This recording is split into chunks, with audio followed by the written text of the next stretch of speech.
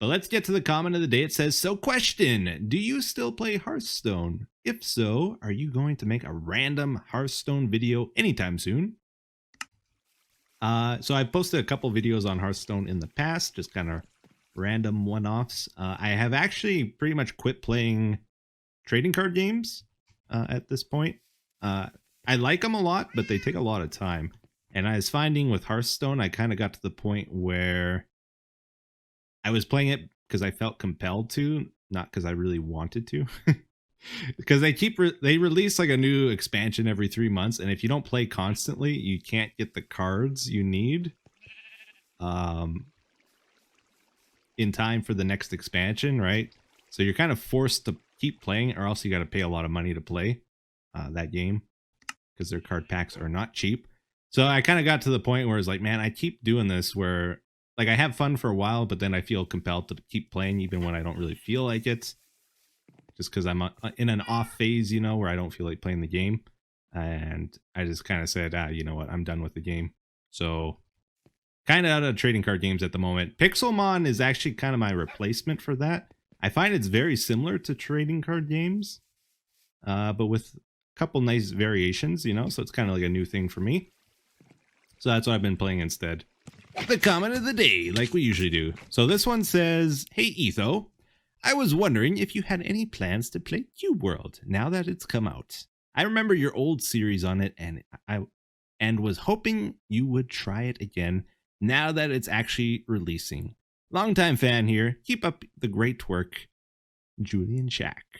If you guys didn't see, Cube World is now available on Steam, I believe, with a little bit of an update, I believe. It's a good game, you know. I enjoyed playing that. I was thinking about, like, should I actually play it? And I thought back to, like, when I did Cube World before. I was like, I couldn't have done more than 5 episodes. I can't remember, though. It's like, when I was doing that, I was like, man, I really suck at commentary. Because in that game, all you do is, like, grind killing monsters, right? Pretty much. And you gotta fill the space with, like, talking. It's like, what do I talk about? Because usually, when I play games, I talk about what I'm doing or game mechanics. And you can't do that in Cube World. You have to actually be entertaining. And it's like, oh, this is tough. The odd time I will talk about random things like my hatred for onions and stuff, but it's hard to fill a full episode with that. So I don't think I'm going to be doing a Cube World playthrough. A lot of people asking about it, though, so I thought I'd mention it. Comment of the day. I picked out this comment because this is something I've actually seen come up every so often in the comments, and I've even seen people arguing about this on Reddit and stuff. So I thought I would clarify this. It doesn't happen often, but I have seen it before, and I thought it was kind of funny. It says, hey, Etho, I just heard somewhere that you were the one who invented or at least coined the term bud switch, block update detector switch. I just wanted to hear from the horse's mouth if this is true. Yes, I am the horse's mouth here. So basically what happened is I thought I invented the bud switch when I posted the video a long time ago. And if you look on the wiki page, what ended up happening is like a few months later, they found more videos demonstrating bud switches on YouTube. Like that came out, I think the earliest one was like 2 or 3 weeks before my video. So technically some other people have shown bud switches before me. And I didn't see those videos, though, when I posted mine. So I thought I invented it, but I independently invented it later. In their videos, though, they never really explained the bud switch. They just showed it with some redstone, right? But in my video, I actually showed, like, what triggers a bud switch, like beds and all that kind of stuff. And, like, my bud switch isn't the traditional one that we use today, like with the diagonal powering of a piston.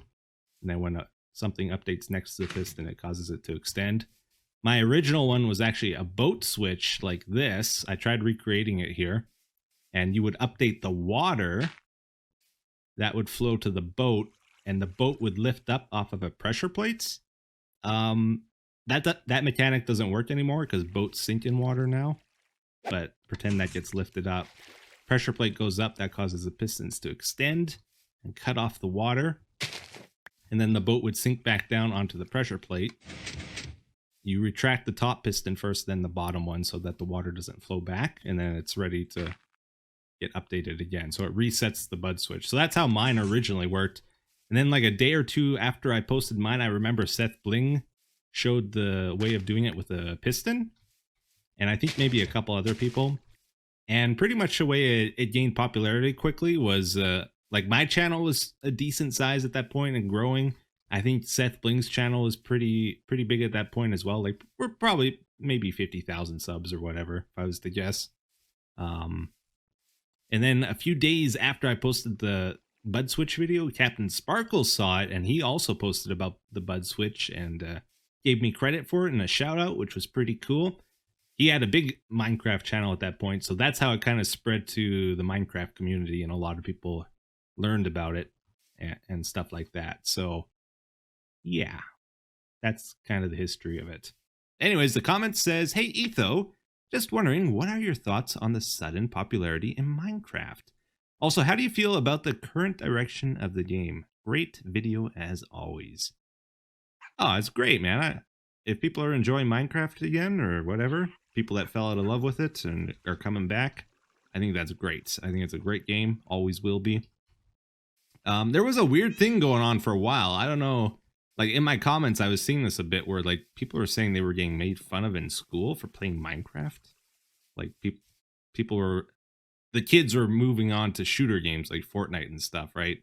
And kind of making fun of anybody else in their class that was playing Minecraft still. I think that was kind of a lousy thing. So I'm hoping that has kind of ended. Because, you know, different games for different people, right? And it's not like Minecraft became a bad game. It was still a good game. People just moved on from it, right? So, yeah, I think it's cool. Also, how do you feel about the current direction of the game? I think Mojang have it pretty down pat now. I used to kind of get upset with some certain updates, like they would do things that would bother me. That hasn't happened in a very long time. I think they're pretty good at implementing things now without breaking too much in the world, you know? Honey blocks, for example, you know, the way that they're doing honey blocks is great. They look good. They have a function. You know, use them alongside slime blocks. You know, they're decorative. Beehives look cool. The honey blocks look cool.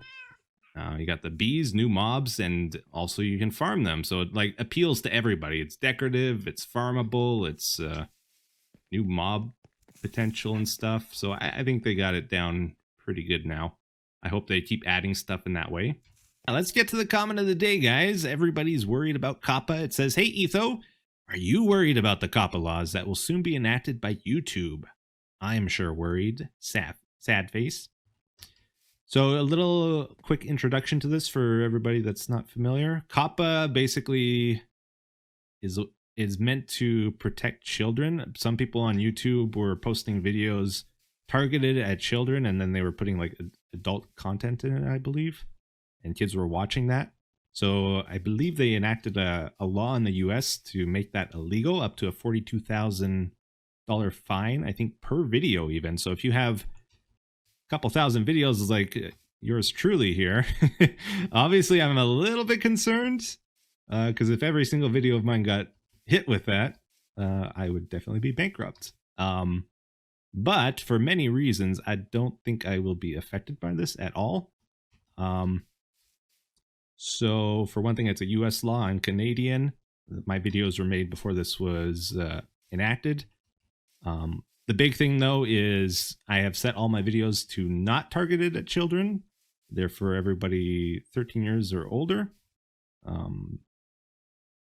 And if they were for some reason to interpret my videos as for children, like I think most of them are pretty clean. Like for example, even when the ad apocalypse happened, I know a lot of you were concerned for me about that, and I appreciate it, but not a single one of my videos got hit in that, which is surprising because almost every other YouTuber had trouble. But yeah, I got away scot-free. So I think I'm okay. The people that are going to really suffer from this is anyone that has a child targeted channel, like anyone that was doing like toy openings or reading stories to kids or whatever they were doing. Their videos are like not going to get advertised anymore on YouTube, and they're going to basically have to quit doing YouTube for money. If like they'll need a new job basically. So yeah. But for myself, I should be fine. Not too worried about it. Let's get to the comment of the day. It says, "Hey Etho, you haven't mentioned your internet in a while. Have you managed to get better internet, or are you still struggling with uploading overnight? Great video. The Flying Spaghetti Monster." So, yeah, if you guys don't know, in the past I had some pretty bad internet. I had like 0.4 upload megabits per second. I had to endure that for many years, the early days of YouTube. But now I've gotten better internet, and they improve it every so often too, which is cool. I just did a speed test, and I get I wrote it down here somewhere. Yeah, 95 megabit download, 16 megabit upload. So that's 40 times faster than it used to be, which is pretty good. It takes maybe 2 or 3 hours to upload a video on average, I would say. Now that I'm uploading at 60 frames per second and 920 by 1080, so it's not bad. It's not bad at all. I can't complain. So let's check out the comment. It says, "Hey Etho, what do you tell people in real life when they ask you what you do for a living?" Aha. So usually I'll just say, "I'm a YouTuber," right?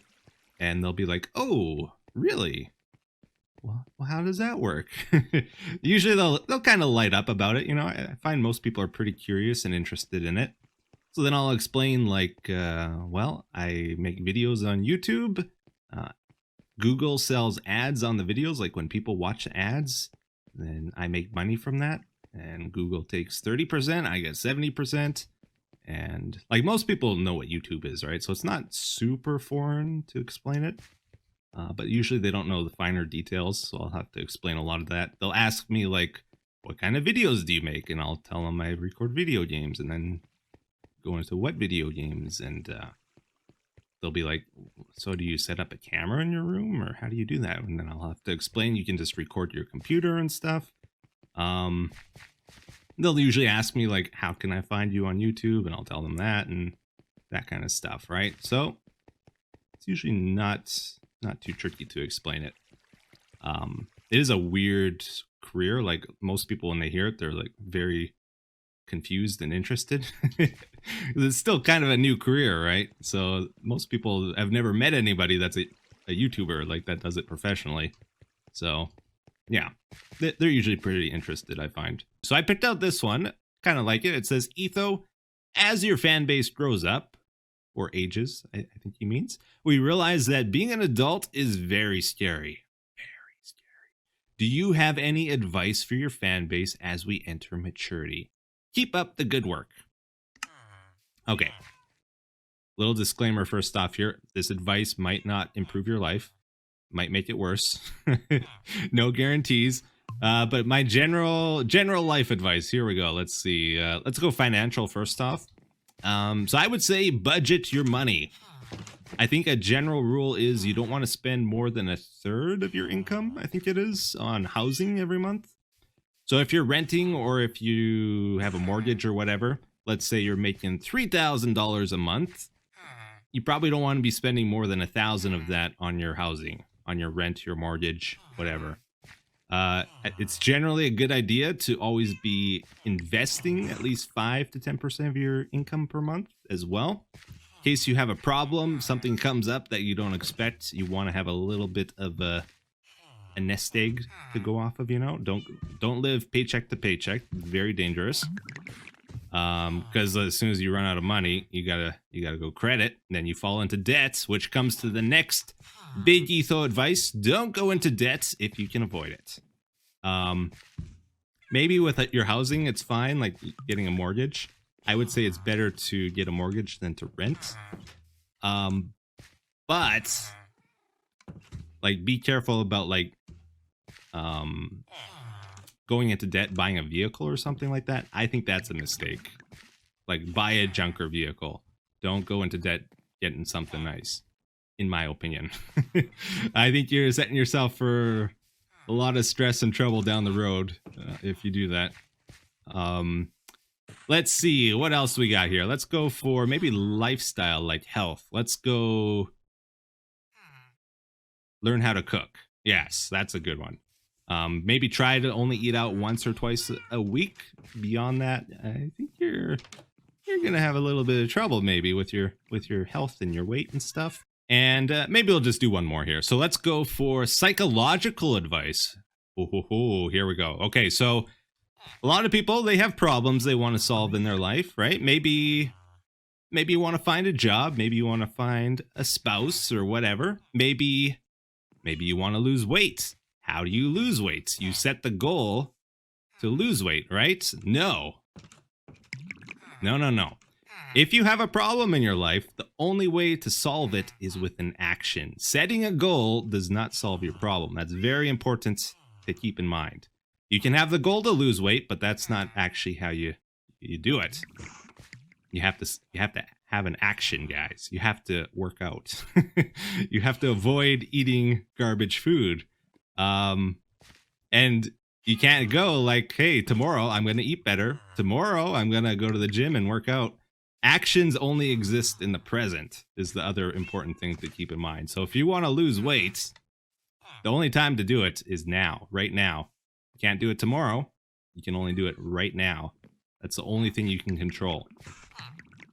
Keep that in mind. Likewise, if you're trying to find a job or whatever, you got to do it right now. That's the only time you can. Setting a goal to find a job isn't going to do it. Nope, you gotta start looking right now. Oh, Etho, and your insistence on pure vanilla. Data packs for easy dispenser crafting, they make everything easier. So last episode I mentioned they really need to change the dispenser recipe. Somebody, I couldn't find the comment on it, but somebody had a great suggestion. They just need to change it to... I always forget which way to do it. It's like that, right? Something like that. If they did that, use a dropper, 3 sticks and 3 string, then you don't have to worry about like doing it one at a time. You can do stacks at a time this way, and it's the same exact amount of materials in the dispenser recipe. So I think that's the solution. They should just change the dispenser recipe to that. Problem solved. As far as like keeping things vanilla, still planning on keeping things vanilla. No data packs ever in this series. And the only other rule is I'm not allowed to use dupes even if they are vanilla. And I'm going to try to stick to that one as well. Let's see here. So the comment of the day, it says, looking forward to Etho's Nether Enderman farm. His comment on the ceilings got me thinking it would be so appropriate if Warp Forest had some sort of element to reverse gravity. So not only is there stuff on the ceiling, but you can walk around up there too.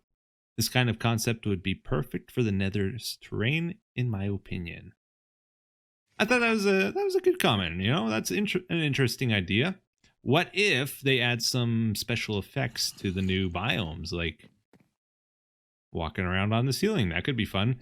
One idea I was thinking of is maybe, like if you're in the Warp Forest for a long time, maybe you have to eat the fungi or something.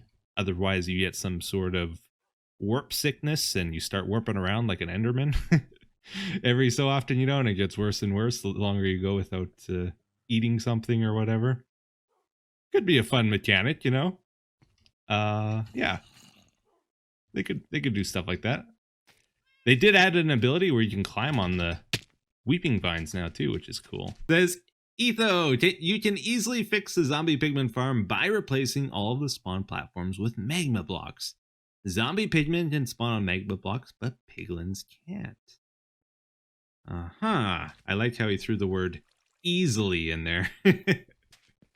So that's kind of what I'm trying to avoid doing. I know it's fixable, but I don't know if you guys know this. It took me, I think, 6 hours or something to build that farm originally, not counting block collection time. So to tear it down and rebuild it and collect magma blocks, it's going to take like 10 hours at least. I don't want to do that if I can help it. We can, I think, maybe cheese it if we get the fungi. I think the piglins are afraid of the fungi, and we can chase them off the platform with that maybe. And that would be a lot easier to do than replacing the entire thing and rebuilding it. So that's kind of what I want to try out first. Comment of the day, guys. It says, "Hey Etho, how is your fitness / training going? Are you still pursuing it?" Jetpack Jan. Great name.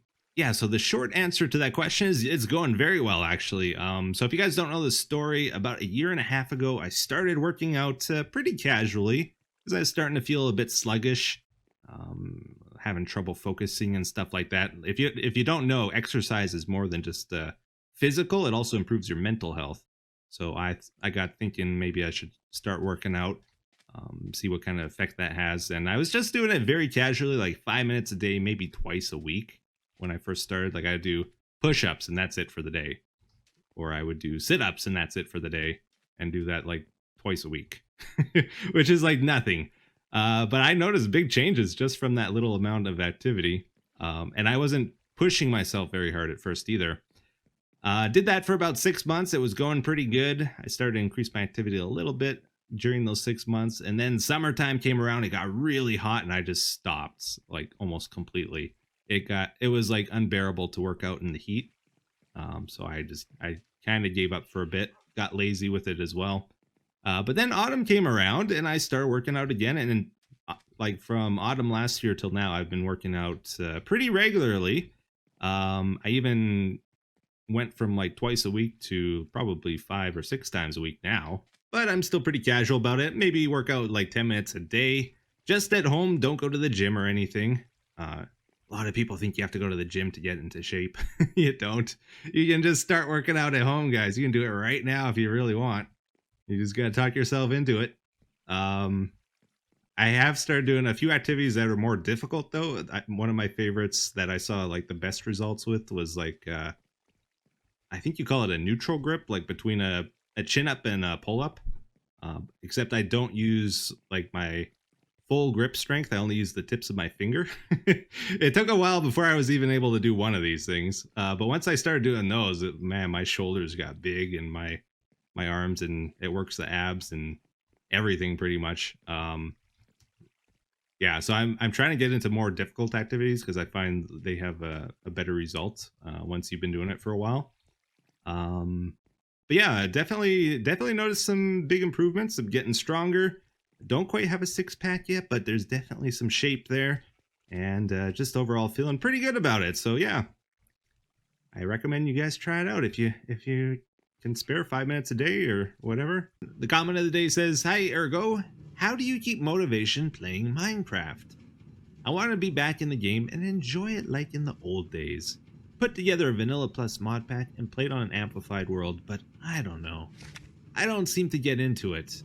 How do you motivate yourself to keep playing, especially for such a long time?" Now that is a great question. There's a lot of things that could be said about this. Where to begin? I think probably the biggest thing is if you're playing single player gets boring. I hate to say it. It's different for me because I'm doing YouTube. So I'm not just playing by myself here. Anything I do in my world here gets seen by hundreds of thousands of people, actually, which is crazy. And then they give me feedback on it. They judge me on it. If it's good, they give me good feedback. If it's bad, they give me bad feedback. Sometimes it's just neutral or whatever. Anyways, that kind of pushes me to try harder, right? Because I want to give a good impression with my videos. So I tend to do bigger projects as well, which is another big thing. Try to do new stuff in the game. That's a big thing, because again, I want people to see something they haven't seen before in another video. Like if you're just copying someone's builds or farms or whatever, or something you've done in the past and you're just rebuilding it again, you're gonna get bored. You gotta push yourself to try new stuff out. I think another huge motivator for me is new content as well. So you might notice I'll usually have a vanilla series going and a modded series or two. And usually the modded series are quite different from each other, right? Like Terraformacraft is nothing like Pixelmon or like Enigmatica 2. Those are totally different types of Minecraft experience. And And then Mojang keep putting out new patches. I actually feel kind of overwhelmed with all this stuff that they keep adding to the game. In fact, I got some big projects I've been wanting to do in my world here. I just keep pushing them off because I can't get through the new content. Can't make farms quick enough to deal with all this stuff added. Like today, I had to build a nether base because of the nether update, right? Now, I'm going to spend a few episodes on that, I'm sure. Yeah, new content helps a lot too.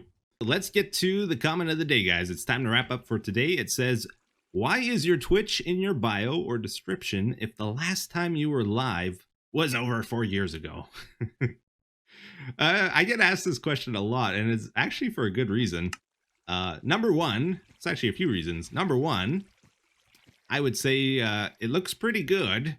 Like if you're trying to get partnered on Twitch and you have like 100,000 followers, because people are still signing up and you've never streamed before, you can be like, hey, Twitch, you mind partnering me?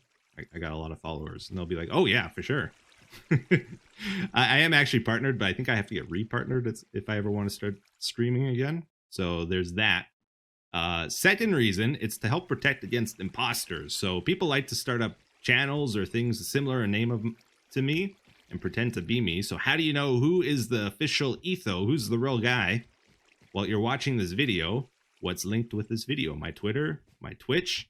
You know those are the accurate ones and no others. So if you see me on Instagram, for example, I don't have that linked in my channel description. That's not me. I don't have an Instagram. Comment of the day says, Etho, I was curious as to what your production process is like for your channel. Like, how is your time split between building, filming, and editing? Are episodes ever only a day of playing? Or do you film over a couple of days? Do you try alternate between day to day what series you film for? Anyway, I'm loving the new episodes. Well, thank you very much. So the number one time consuming thing for this series, and a lot of my series for that matter, is the designing and planning of stuff. So I try really hard, especially with this series, to show you guys something new every time. I try to come up with my own redstone devices and that sort of thing. And that stuff takes forever. Like so much time. You got to come up with an idea. You got to build it and test it and then optimize it. And then you experience 20 other problems on the way. You got to fix all those. And then you got to collect the resources to build it. So that's probably second most time consuming thing. And then comes the building, then comes filming, then comes editing, in that order, I would say. Editing is still probably the quickest part of making my episodes. Our episodes only ever a day of playing. They used to be, like in the past, I used to record like 2 or 3 in a day sometimes even. It depends a lot on the series though. Like something like Terraformapunk or Enigmatica #2, I can almost always record an episode of that in a single day. But like the Let's Play series here, it's very rare that I get it done in a day. It's usually at least 2. In this case, I've been recording this episode over 4 or 5 days now, I think. I don't think all those are full days, though. But yeah, it's been a bit of work. And do you try to alternate between day to day what series you film for? Yeah, I do, for sure. I usually will do like a Let's Play, then Hermitcraft, then Terraformapunk, then maybe back to the Let's Play. It's nice to do it that way. It gives it a lot of variety for what I'm doing in the game. That way I don't get burnt out on Minecraft, always doing the same thing, right? And hopefully you guys like it that way as well. Kind of goes along with my whole like having 100 projects going mentality. I do that between series as well. It carries over. But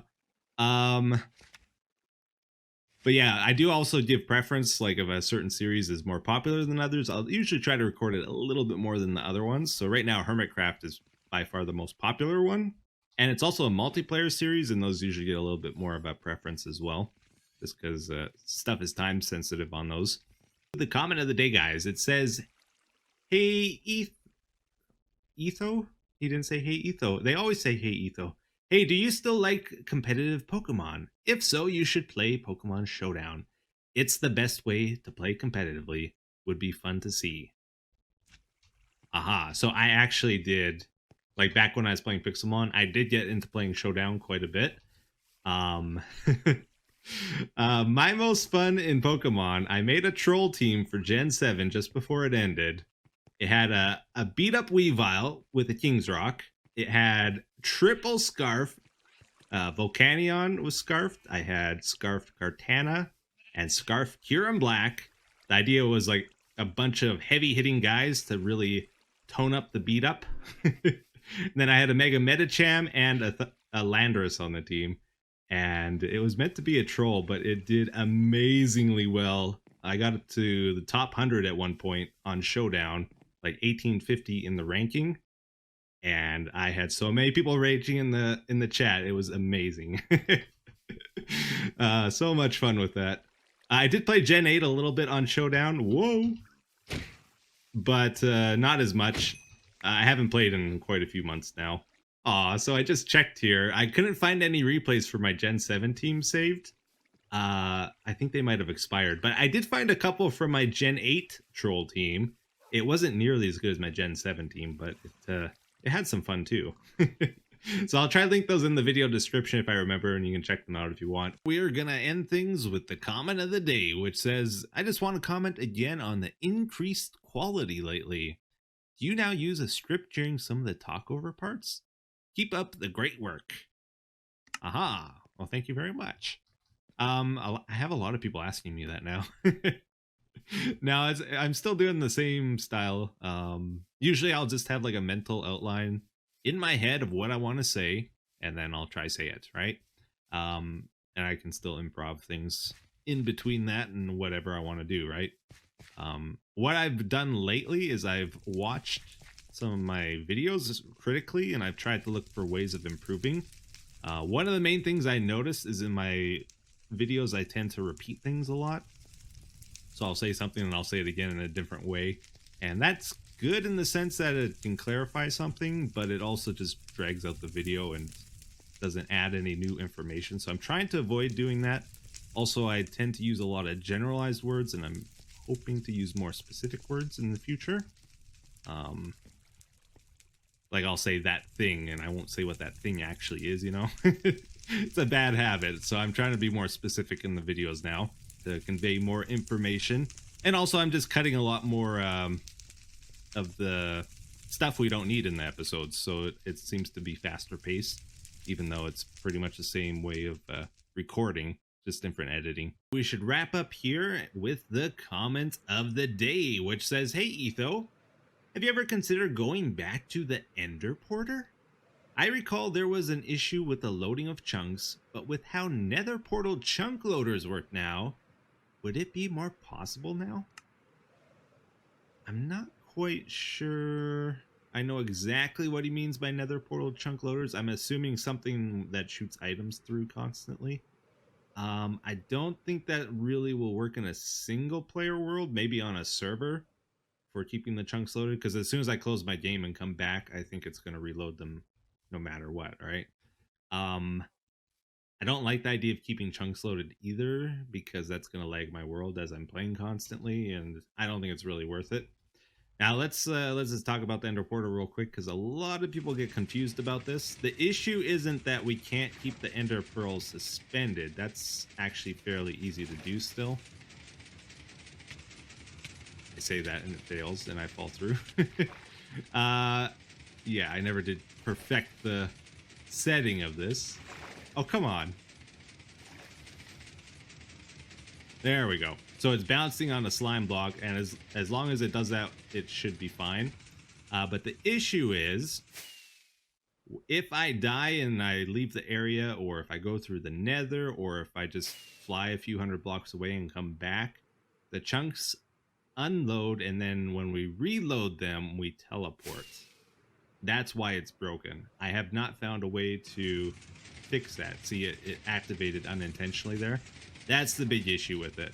But I have thought of another teleportation system that's a lot easier to do. I think we're gonna do that as a project pretty soon. Yeah, I think it's gonna be cool. But let's do a quick comment of the day to finish up. It says, hey, Etho, so in 1.16, wither skeletons are aggravated by piglins, right? Well, couldn't you use this for a wither skeleton skull farm and also have an infinite source of coal? So yes, no, And yes. So unfortunately, you can't get skulls this way. You have to actually kill the wither skeletons as a player kill.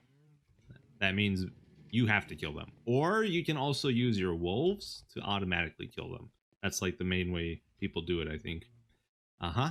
But otherwise, it's a good idea if you want coal or bones or something. So that's going to be our comment of the day here. It says, I think one of the sides of the Guardian farm to be filled in would be a great place for a mural to tell the tale of our explorer hero Ergo and his capture and imprisonment of an elder guardian on a windmill rooftop. I know you like your pixel arts. So I think that's a pretty cool suggestion. You guys remember the elder guardian we had on the windmill here? He disappeared, and now that story is lost to time, unless we can tell it again somehow. Let's do one more comment of the day. It says, Etho, is there anything that vanilla Minecraft doesn't have that you think should already be in the game? Question mark. There are things that pop up all the time in my head that probably should just be in the game, like cave biomes, more varied world generation, or the surface and natural disasters are what I immediately think of. Yeah, those are cool ideas. I like those.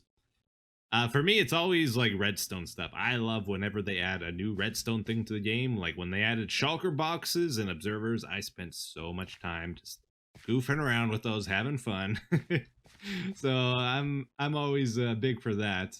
I think more specifically, I would say, why don't we have block breakers and placers? You know, I think the argument for them for a long time was they didn't want to allow us to fully automate things, but at this point in the game, I feel like we fully automate a lot of things already anyway, so why not have some more fun? I recently saw a new mod that came out. I think it's called Super Dispensers, and I would like that for the block placement in Minecraft. I thought it was a cool idea. So instead of just placing the block, what the Super Dispensers mod does is it shoots the block in item form like this. I think you can control how far you want it to shoot, so you can shoot like 10 or 20 blocks away. And then wherever it lands is when it then turns into a solid block. So that means if you shoot another one, it's going to end up over here and then over here and over here. And I think that would be a cool way of doing it. And add a lot of crazy stuff to the game. Let's get to the comment of the day. And I'm picking this one because it's something that comes up quite often, and especially with the World Tour coming up. It says, wild idea, highly controversial, but how about episode 550 becomes season finale and you start a new world? I know we all love this old LP world, but I do wonder if you're starting to become bored of the world. There's only so many times you can rebuild existing farms before it becomes stale. Aha. Yeah, there's a lot to be said about this comment. So I've kind of flip-flopped with my opinion on whether we should restart on a new world or not. My current thinking at the moment is no, we're not restarting. I have lots of stuff I would like to do in the world still. I think this is true, like, even if I do restart, though. Like, building farms over and over becomes stale, even if we are in a new world. What I try to do, like, if we are building farms, is I try to build a different design every time, not the same ones over and over. Like, even with the gold farm here, for example, this is a great example, I would say, because we have 3 different gold farms in our world. Each of them is different, and, I hate to say it, but we kind of need a 4th one. We need a high efficiency gold farm still. So it's not like I'm loaded with gold at the moment, guys. There's still purpose to building farms. A lot of the resources, actually, I still need farms for. So there's plenty to do in that avenue. I don't feel like we've hit an endpoint at all. But the other thing is, with the big project I have in mind after the World Tour, that's actually a late game project. And having all this infrastructure in our world is going to be great for that. You guys will know what I mean about that pretty soon, I think. But yeah, I kind of feel like at this point in time, if we were to restart our world, it would just hold me back from doing the projects I actually want to work on at the moment. And I don't think that would be a good thing. But it's definitely something to think about and consider. And of course, I do appreciate you guys' feedback about that as well. You play a big part in that decision. So let's get to the comment. It says, Etho, how did you get an ocean monument on land? Aha, that is a great question. because there's something a little bit special about my world here. Because it's so old, this was actually generated before jungles were even in the game. And after I think they added jungles, then they changed the way biomes generate, like the way seeds are. So my world's from an older seed, and if you load up the exact same seed nowadays, this is all ocean where we're standing right now. And it just so happens there was an ocean temple structure underground in this area, and I mined it out and made an actual monument out of it. Yeah, so it's kind of weird like that. By the way, last episode I kind of brought up the idea about resetting the world, and I got your guys' feedback, so thank you for that. It sounds like by far the majority of you do not want to reset, which is great to see because I don't want to reset, and I'm glad you guys don't want to reset. Like 80 or 90% of you, I'd say, don't want one. I think last time I asked that, it was more like 50-50. So it's good to see it's skewed more the way I want it to be. And we're going to do a reverse comment of the day today to save my voice a little bit. It says, what is your favorite build in the Let's Play world? And I'm the one asking the question this time. So let me know in the comments of all the stuff we checked out today, guys. What was your favorite thing we've done so far? I'm curious. Anyways, let's get to the comment of the day. It says, hey, Etho. I've been watching your videos for a few years now, and with the exception of a few series, Hermitcraft, Rad, Enigmatica 2, etc., most things you do on your channel are solitary, and about half of the multiplayer series you have either ended early or slowly stopped being made. I'm not complaining, as I like both types of content equally, but do you have a reason for focusing on solo content? Yeah, so thank you for that. I thought this was a great question to answer because I don't think a lot of people realize some of the behind the scenes stuff that happens. The main reason for doing stuff solo is I have way more control over what happens, right? If I'm doing something with a group or with more people, I have to record at certain times for one thing. It's harder to arrange recording with people because, like, if you're doing a big recording with 3 or more people, like Team Canada, all 3 of those people need to be in the same place at the same time and be able to record for the same amount of time and not be sick at the same time and all sorts of things, right? It gets kind of complicated, especially when you factor in time zones. Then there's also the issue that if anybody in the series wants to stop at any point, it kind of stops it for everybody they're recording with. Or like in the case of something like Hermitcraft, if they want to reset the map and you don't want to, well, you don't have any control over that. Or, you know, you can't even just play the game. You got to also get servers. You got to pay for servers and manage them then. You don't have access to the map you're playing on anymore, usually, if you don't own the server. And there's just so many things. A big one, though, for me is you can't edit stuff, really. If you're recording with a group, it's like everything that gets recorded is fair game.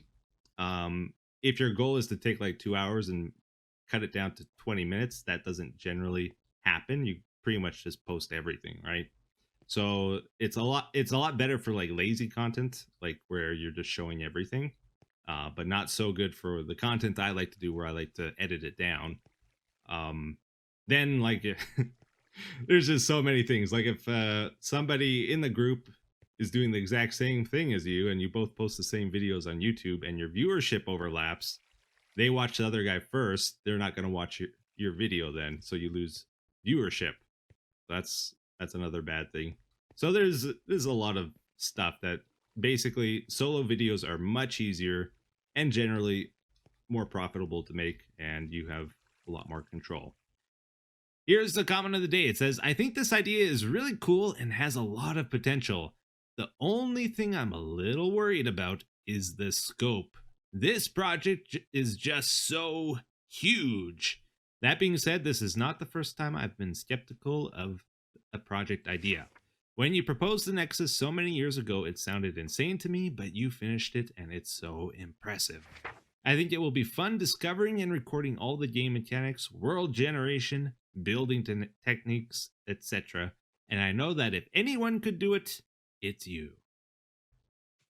Yeah, so last episode, I laid out the ultimate goal of storing all the information in this game in that lab. I want to just clarify that's the ultimate goal. It's actually probably impossible to do that. I'm just saying we're gonna go and work on it as long as we're having fun with it. If I'm enjoying it and you guys are enjoying it, we'll keep working on it. But if it gets boring or whatever, that's it. We're done, sort of thing. Yeah, kind of my idea with the project is it's almost like we're building a base, right? Except it has a purpose to it, not just like building stuff for the sake of building it. The thing about this game is like, yeah, you can make farms, and farms serve a purpose, right? Well, technically they don't. They just get you resources. If you don't actually use those resources, farming in this game's kind of pointless. If you're just building in this game and the buildings don't do anything, they're kind of pointless. So I thought this would be a good way of combining like building with a purpose. And also the building's going to be extremely expensive, so it's going to encourage us to build more farms in our world and do things that we don't normally do in our world, because the scope of the project is the whole game. So that's kind of the whole idea behind the project. And yeah, we need to get stuff. I used our last beacons today, so we got to get a wither skeleton farm set up, and yeah, stuff like that, right? But the comment of the day says, hey Etho, what are you going to do about the new 1.17 update coming next year, the cave update?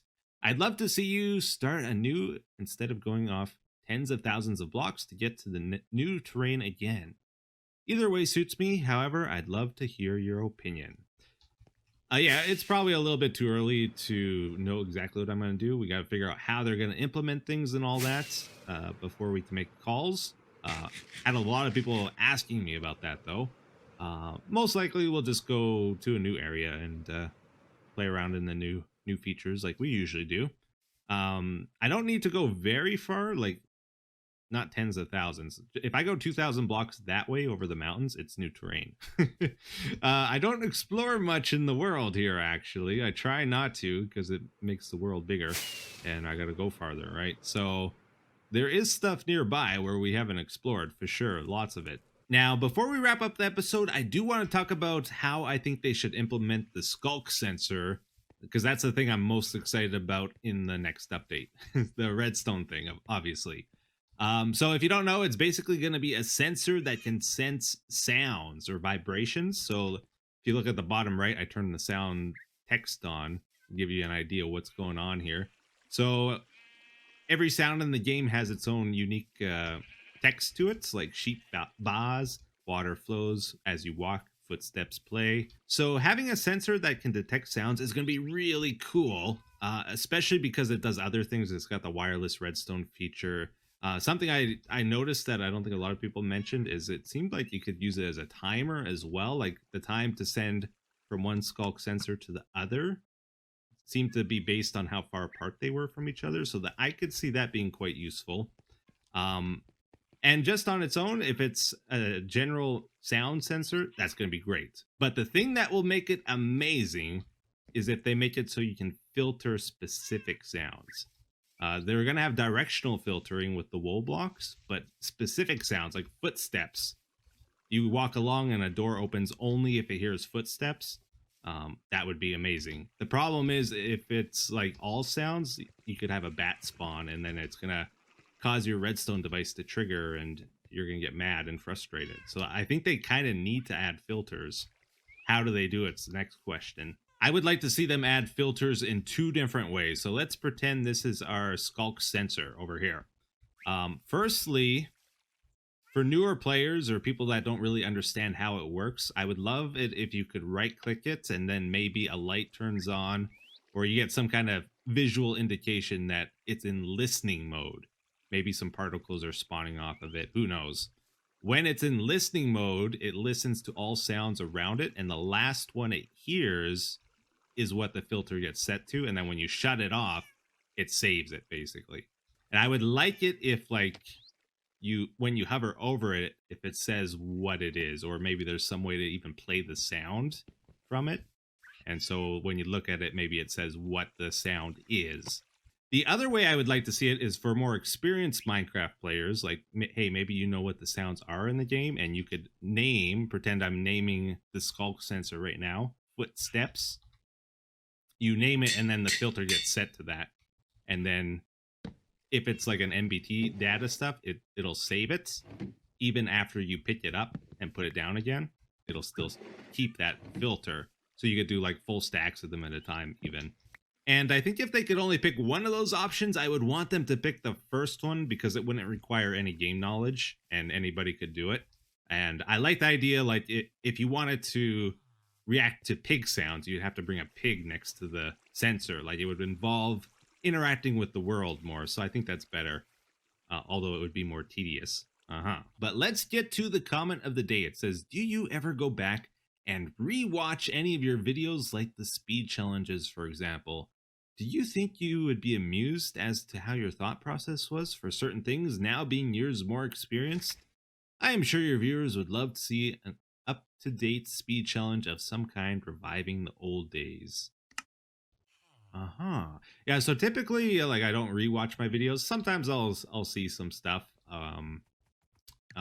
Mainly, like, the videos I find more interesting to rewatch are like the Team Canada stuff, because you know, you got me interacting with other people.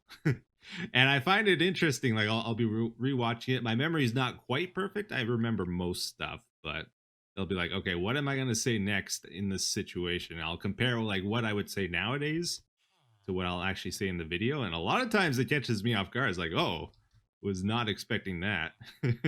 Or sometimes they'll be like, oh, that was a little bit snarky, you know, I was a bit immature back then, you know, I probably wouldn't have responded like that nowadays. That's kind of fun to see that, but generally I don't rewatch my videos. As far as speed challenges go, that's like an old series I had where I would try to do a certain task in the game as quick as possible, like start from scratch and go to the nether, kill a ghast as quick as possible. Or like, I think one of my better challenges is I tried to brew all the potions in the game as quick as possible, and I got like really lucky in that run and did it in like 35 minutes or something. I remember I was pretty proud of that one. But I haven't touched the series like since then. Speed running in Minecraft has become more popular though, so maybe it's worth thinking about again. Or like even hardcore Minecraft people are more interested in now, so it could be fun. I've been wanting to maybe start from scratch in the nether. That's something I haven't tried yet since it's been possible, and that might be fun. But yeah, nothing definite. The comment says, hey Etho, I noticed that you explained the mechanics of Minecraft, like the speed potion trick and things like that. I really appreciate these things because they make me better at the game. On with my question, why did you start doing this? Yeah, so I would say, like, talking about game mechanics has been pretty key to the series, like, ever since it started. That's just something we've always kind of done, right? I think a large reason for that is because it's just the way I naturally tend to play video games. I love learning games at a base level, like the key mechanics on how they work. Not just Minecraft, like all games. It's like something I focus on a lot. For whatever reason, it's just something I enjoy. And then, like, a lot of people hate replaying video games, like if they have to start over or something, they just dread it, but I love it for some reason. Because usually I'll play through, and then the second time I play through, it's like, oh, I gotta apply all these things I learned the first time and play much better the second time. And then the third time you get to do even better, and it feels rewarding that way to me. Which is probably one of the main reasons why roguelikes are one of my favorite types of games, because they're designed for replayability and improving your skills and stuff. But yeah, just in general, I think learning games at a base level makes you better at them. It adds more depth to the game, so you appreciate them more. Minecraft becomes more interesting to people that way. And all in all, I think it's a good thing, right? It says, hey Ergo, have you ever tried speed running Minecraft? I know you did certain challenges and achievement speed runs, but have you ever tried speed running a certain category for Minecraft? Ooh. A long time ago, I once tried getting all the achievements in the game, and I got to like the 3-hour mark, and then I just quit. So nobody ever saw that video. No, I haven't really done it too much. Of course, we did the speed challenges in the past. I think I would enjoy trying speed running. I don't think I would like ever be good at like the top level. Like, I don't think I'd ever set a really good time. I enjoy this strategizing and learning part of it and improving my skills. The luck factor, no. That would just frustrate me to no end. And I don't think I would ever get to like a top tier movement and stuff in this game. It's not my specialty really. So I would do it for fun, not for like showing off. I don't think. I do have an idea for another one of those speed challenges though. I think I'm gonna do it, hopefully sometime soon here. And it's a wacky idea I've just been wanting to try. So hopefully that'll come out soon. Anyways, the comment of the day says, Etho, do you have any background whatsoever in architecture? I think your years of building in Minecraft has kind of naturally trained you to think about more of the basics of architecture. This is pretty cool if you don't have a background, because that means through pure experimentation and experience building, you've generated pretty distinct aesthetic and rule set for your builds you do. This is something that I always found very fascinating about Minecraft. You can figure out, like, everybody seems to develop their own unique style.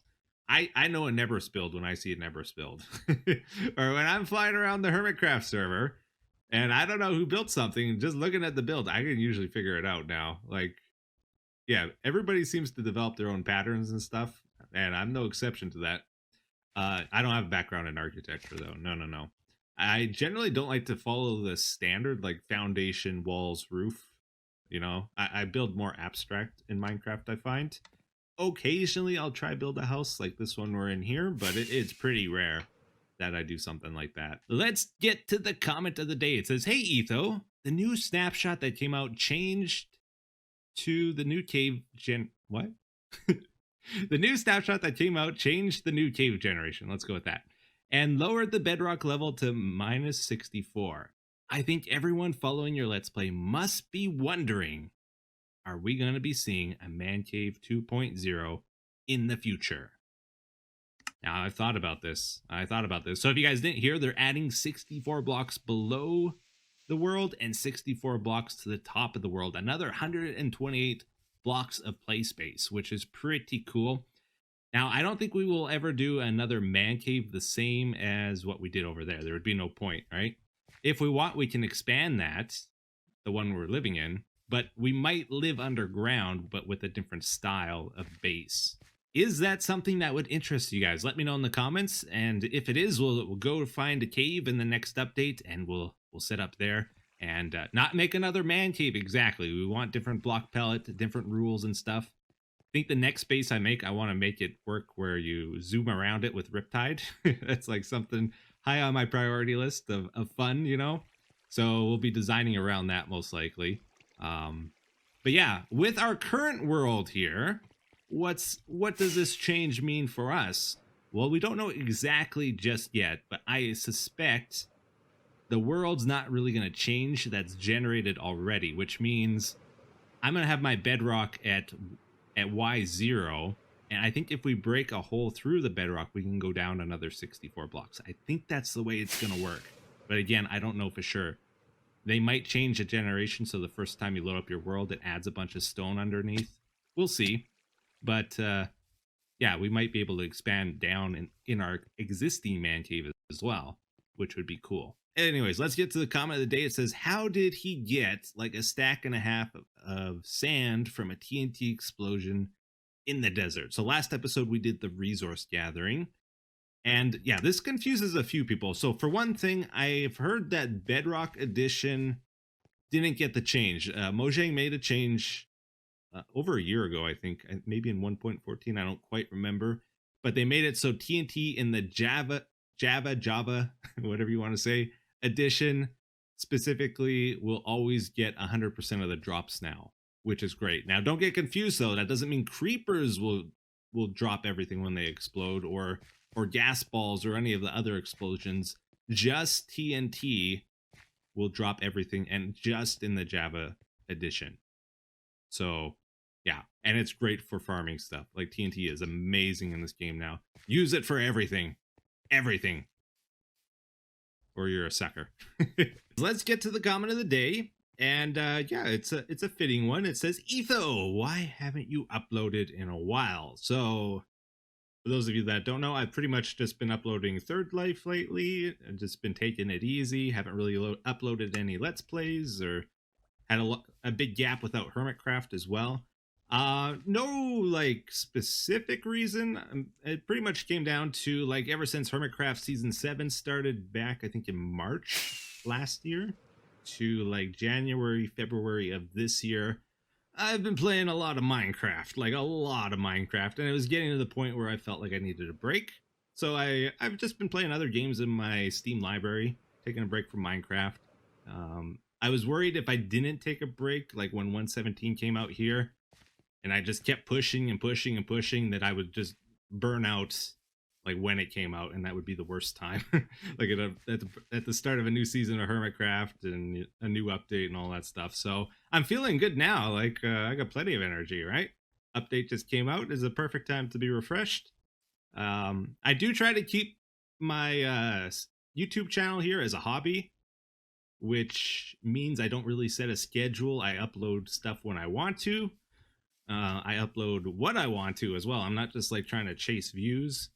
The downside of that is, it's not a great way to grow a successful YouTube channel. You should be uploading regularly. But I've been doing this so long, I'm kind of at the point where, I don't care. I just do what I want to do at this point. I would rather be happy than like growing my numbers and stuff, if that makes sense. There's more important things in life, right? And that's kind of where I'm at this point. The comment of the day, like we usually do, it says, Mr. Etho, ? Oh, he's not sure. Is it me? To answer your question, yes, it is me. What is your favorite plant / type of plant? Oh, asking the real thought-provoking questions today. I don't know. That's a tough one. There's so many great plants, right? Every plant is a great plant. Once you learn more about it, they're all interesting. If I had to choose types of plants, I would probably go with trees. Trees are big. Trees are complicated. Trees are awesome, right? They give shade. They give fruit. What's not to love about trees? As far as specific plants, if I was to choose one, I think I would go for the Venus flytrap, just instinctively.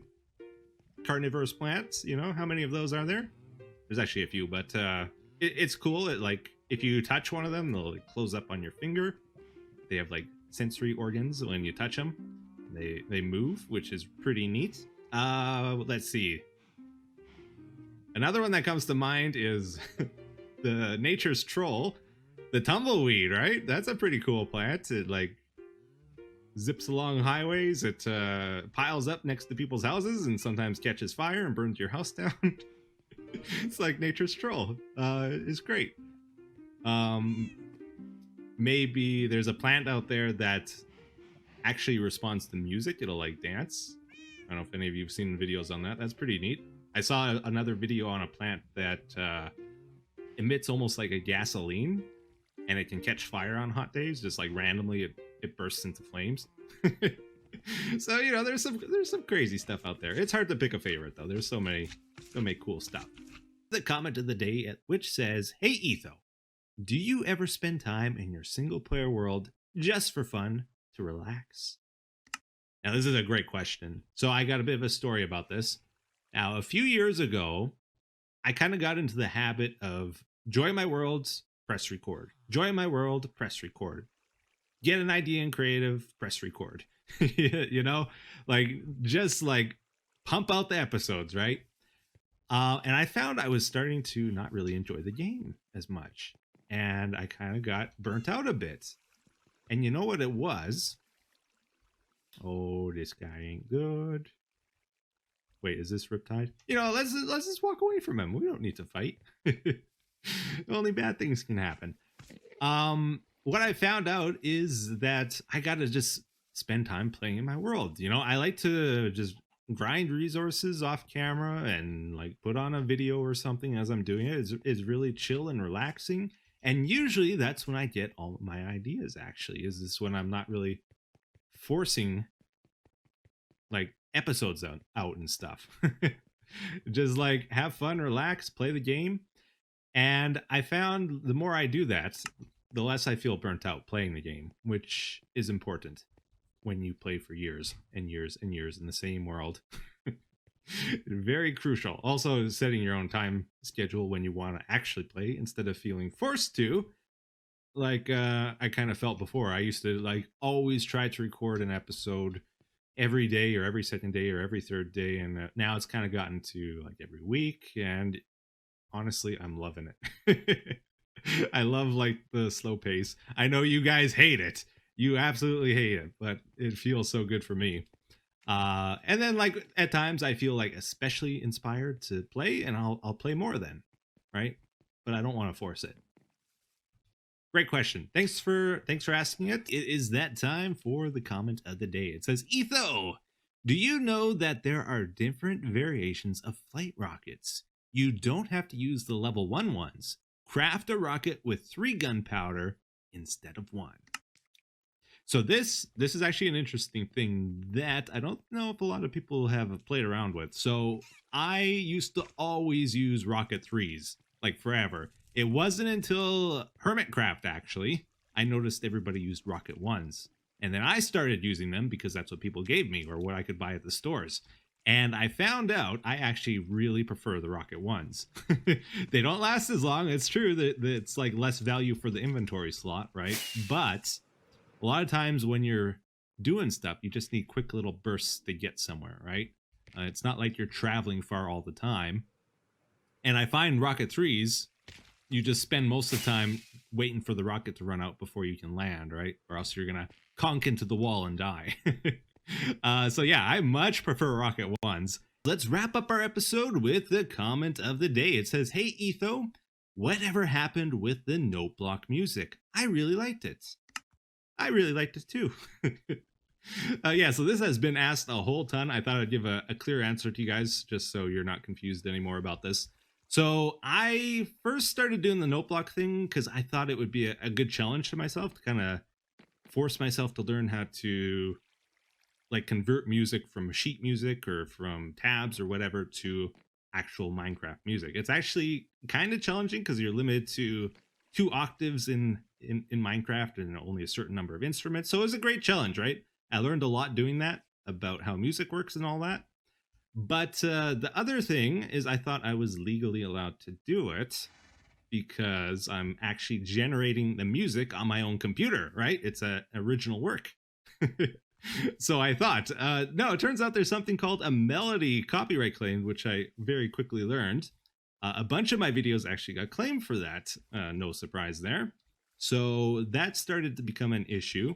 I stopped using like music you would hear on the radio and just pretty much limited myself to video game music. It turns out like even Nintendo's claiming video game music these days, so that's not exactly a safe area either. I technically don't have the right to copy any music is what it comes down to. So that kind of sucks. So it's more like what can I get away with if I do continue to do it, and that doesn't feel quite right. I did kind of limit myself down to just video game music though, and I found like a lot of songs were hard to turn into note blocks because it's actually challenging to do that, like to take a song with lots of different notes, lots of different octave ranges, and bring it into Minecraft is not easy, right? The music I found most, or that was easiest to do that with, was Super Nintendo music. So that's what I was mostly doing. And then I kind of ran out of like good songs to do with that. So if I kept doing the note block thing, I'd just kind of keep repeating the same music that I've already done. And like the challenge is gone for me. So it's not as fun for me anymore, and it would get repetitive for you guys. So I just kind of stopped doing it, is what it came down to. I did really enjoy it, though, and that's where we're at now. The comment of the day, which says, hey, Etho, great video. I was just wondering, is it safe to assume at this point that the Recreating the Wiki project is a new Nexus? And I think by that he means a project that's never going to get finished. Yeah, so the wiki project, you guys remember that? We went to the new terrain for it, started building a room for it, and that's about as far as I got with it. So it was a project I was super excited about. I thought it was a great idea. Was really looking forward to it, but it became pretty clear to me that I was way more excited about it than you guys were. Okay, is kind of what it came down to. And I'm not going to spend an insane amount of time on a project that you guys aren't all that interested in, is what it boiled down to. So at most, I'll probably finish that one room we started on it, and maybe add a couple more just for fun. But the other thing is, somebody brought up a point that I hadn't considered about it as well. Like, the whole idea of the wiki project was to create like a museum for Minecraft to kind of show off game mechanics and that kind of thing. And somebody in the comments said, well, isn't that already what you kind of do? I would rather see you do it by building new farms and showing off the new game mechanics and farms and stuff in an actual application than in some controlled museum where we already know the outcome and stuff. So I thought that was a good point that I hadn't considered, and I ran out of brick here. And that's a good reason not to continue it as well. All right, let's do the comment of the day. What do we got for today? Where's my... Oh, I gotta look at my F1. Oh, I took it off my hotbar. No wonder I can't find it. Okay, here we go. Comment of the day. Any plans to bring back Terra Firma Craft? Oh, this is a question I've been getting a lot. No. I hate to say it, guys. Terra Firma Craft is over. It's gone. No more. Season 3's over. Yep, there probably won't be a season 4 either. I hate to say it. Unless the mod gets updated. I've heard rumor that people are working on it. That would be awesome. I would like to see I'd like to see more changes to it in the future. But we've done 3 seasons on it. If it doesn't change, I probably won't play another one because honestly, it's probably the toughest 3 seasons of any series I've ever done. Terra Firma Craft is extremely difficult to make YouTube content on. Just by the nature of like how it works. Like in Minecraft, I can build a structure and be like, oh, check out my structure, guys. In Terra Firma Craft, it's like, all right, guys, I'm making milk. And it takes about the same amount of time. And it's like, isn't this milk amazing? And it's hard to get people to think, yes, Etho, that milk is amazing that you just made. I know it took you 12 hours to make it. Okay, so what happened to the end of Terra Firma Craft? Why was there no proper ending? Let's talk about that. So it's very difficult to make endings in Minecraft series. Just by the nature of the game. It's a sandbox game with no real proper ending. Except for the dragon fight, right? But generally, most series don't have an ending like that. So what do? Well, if it's a longer series, like a Let's Play, like maybe Hermitcraft or my Let's Play here, if you were to ever end it, it's easy because you've done a lot of stuff in the world. You can just do like a world tour, check out what we did in the series as like a final wrap-up, right? So that's not too difficult. With something like Terra Firma Craft, though, where you don't build anything, how do you do a final episode? Well, my idea was to finish up the quest book. I was kind of done with the pack. It's like, okay, let's finish up the quest book. It'll give us a nice, satisfying wrap-up to the whole thing, right? I was kind of done with it at that point. And then as I was doing the quests in the quest book to try to finish it, they were just kind of dragging on. And also, I discovered some of them were broken. And then at the final episode, I still had plans to keep playing it, but then I played 3 hours to get ready for the next episode. And I discovered like every single quest in the quest book was broken, not just like a few of them, every single one. So I would have to spawn in a bajillion items to wrap up the series. And it's like, the idea is to get a satisfying ending. Spawning in items, not really satisfying. So my plan to end the series kind of fell through, and it's like, okay, well, I don't feel like playing this anymore because it's all broken, so it just kind of ended. So hopefully that gives some closure on it at the very least for anybody wondering. Let's get to the comment of the day. It says, hey, Etho, are you going to do Hermitcraft this season? Excellent question. Yeah, the plan is to do the Let's Play.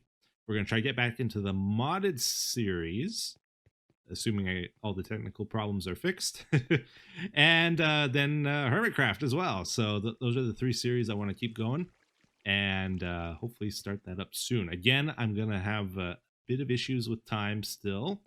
We'll see what we can do. I don't want to force myself, like, you know, I don't need more stress right now. I want to make sure I enjoy it when I do it, not like force myself to do it, even if I don't want to. So yeah. I'll see what happens here. Hopefully we can get back into things going forward. Comment of the day says, I have an idea. Start a Minecraft hardcore single player series. So I've never done that before. I know there was a big trend. I think there still is a big trend for the hardcore series. people seem to really like him.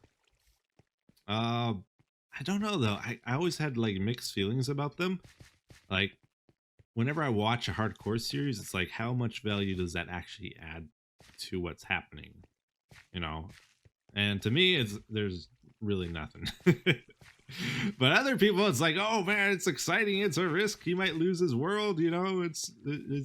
But in the back of my head, when I'm watching hardcore series, I'm like, I wonder if this YouTuber made a copy of the world and just loaded it when he died. You know, it's just like, I don't know.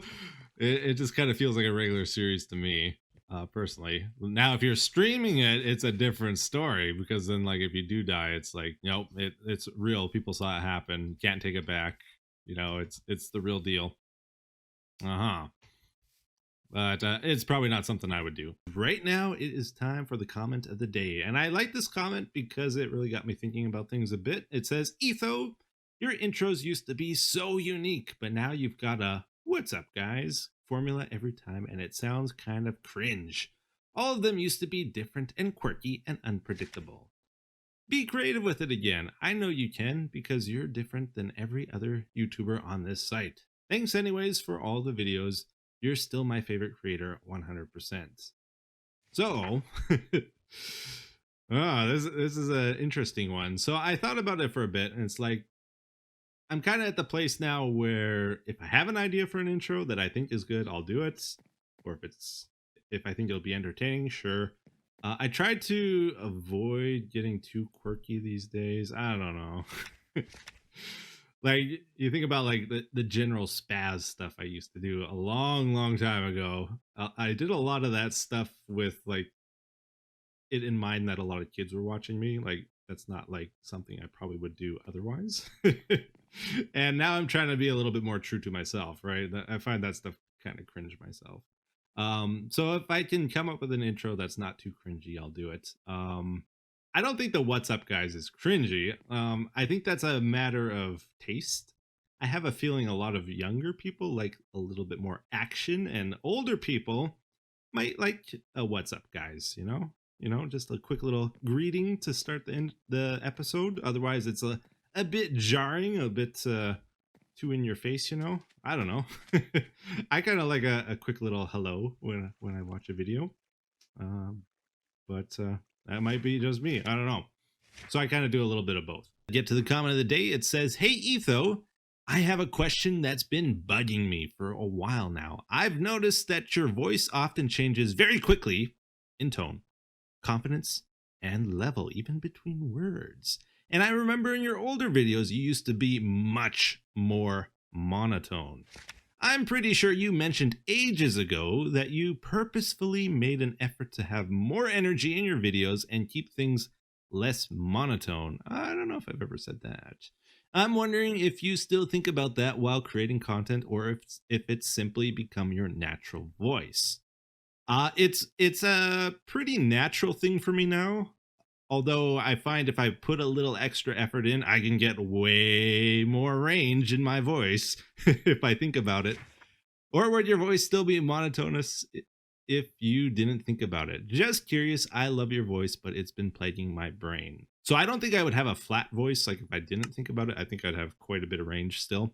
But yeah, you're definitely correct. In my older videos, I had a very monotone voice, and just slowly over time, I naturally became more and more enthusiastic in my videos. And it was kind of a combination of several factors, a perfect storm of monotone Etho that kind of led to that. First one probably being I was the very first ASMR YouTuber on the platform, I think. And I had my mic settings completely wrong. So if I made any bit of noise, the microphone would peak, right? So I got into the habit of speaking very quietly, very softly into the microphone, never making any drastic changes in my voice, right? And you get into the habit of doing that, and yeah, you become monotone. The other thing is, like when I first started YouTube, I didn't want anyone to know what I was doing, and I was living with family at the time, right? And you know, So I'm like very trying to be very quiet in my room so that nobody would be like, Etho, why are you talking to yourself in your room? What are you doing in there? Right. And I didn't want anyone getting curious in case my original plan was if I ever wanted out of this YouTube gig, I would just delete all my videos and nobody would ever know what I was doing in my room, right? They wouldn't have to watch the cringy, monotone Etho talking in the videos and discover my horrible let's play. But you know, too many people watched my videos and that never happened. I eventually had to tell everybody what I was doing. So yeah, moved on from that. The other thing is though, talking by yourself, you just naturally aren't very expressive compared to talking to another person. So I think it was when I first joined Minecraft that that started to change. If you ever watch back my videos, that's when I sort of start getting more expressive. Season 3 of Minecraft. You just naturally, when you're talking to people, you light up a lot more, right? And then finally, I think it's just a natural skill that develops too. So public speaking is something you learn to do better the more you do it. And part of that is expressing your voice, enunciating certain words stronger than others, and just adding variety makes your speech more interesting, and you just learn to do it naturally. And I think that's especially true here on YouTube, because guess what we do after we're done speaking and into our microphone? We get to go and edit our video and then hear ourselves back again. So it's almost like we're studying ourselves as we make our videos. And you hear yourself again, and it's like, oh, I was kind of quiet there, not too excited. I could have done that a little bit better. Oh, I peaked the microphone at that part. I got to be careful about over pronouncing my P's, you know. And you start making notes like that almost instinctively or without really thinking about it. And over time, that you adjust your voice too because of that.